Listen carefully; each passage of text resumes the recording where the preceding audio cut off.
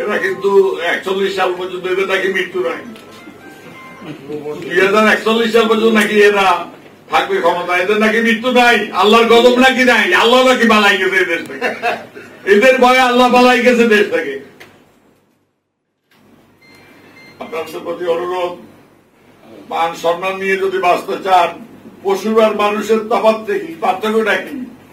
যে অন্যায়ের বিরুদ্ধে কথা বলতে পারে না, জুলুমের বিরুদ্ধে কথা বলতে পারে না, জালিমের বিরুদ্ধে কথা বলতে পারে না, তারা এই দেশে বাঁচার দরকারটা কি?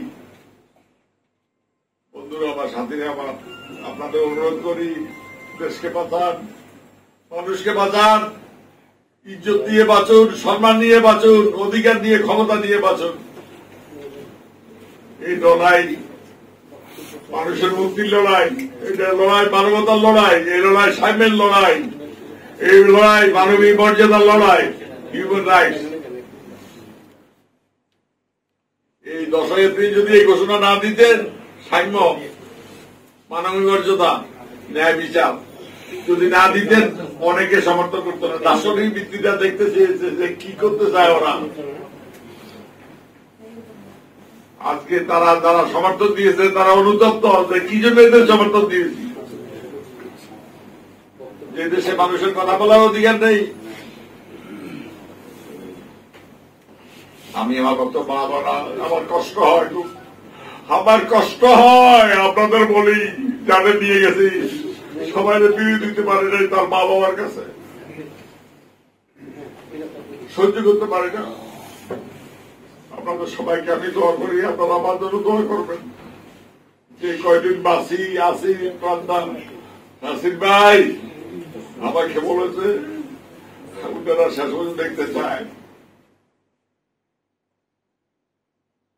রামকে যখন হত্যা করে গেছে তার মা বুড়ি, 80-90 বছর বয়স, সে তুত্তুর করে যাচ্ছে ভিতরে দিয়ে।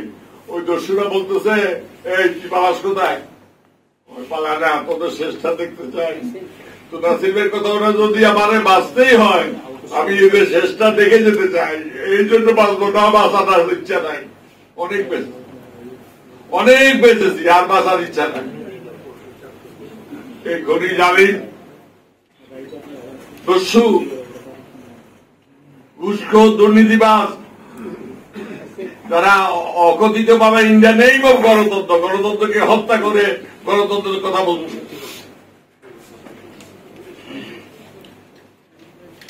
তাদের বিরুদ্ধে আপনাদের লড়াইটা জোরদার করেন, জাতিকে ঐক্যবদ্ধ করেন, মানুষকে ঐক্যবদ্ধ করেন, রুখে দাঁড়ান।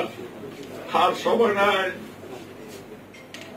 এরা কিন্তু 41 সাল পর্যন্ত এদের নাকি মৃত্যু নাই, 2041 সাল পর্যন্ত নাকি এরা থাকবে ক্ষমতা, এদের নাকি মৃত্যু নাই, আল্লাহর গজব নাকি নাই, আল্লাহ নাকি বালাই গেছে এই দেশ থেকে, এদের ভয়ে আল্লাহ বালাই গেছে দেশ থেকে।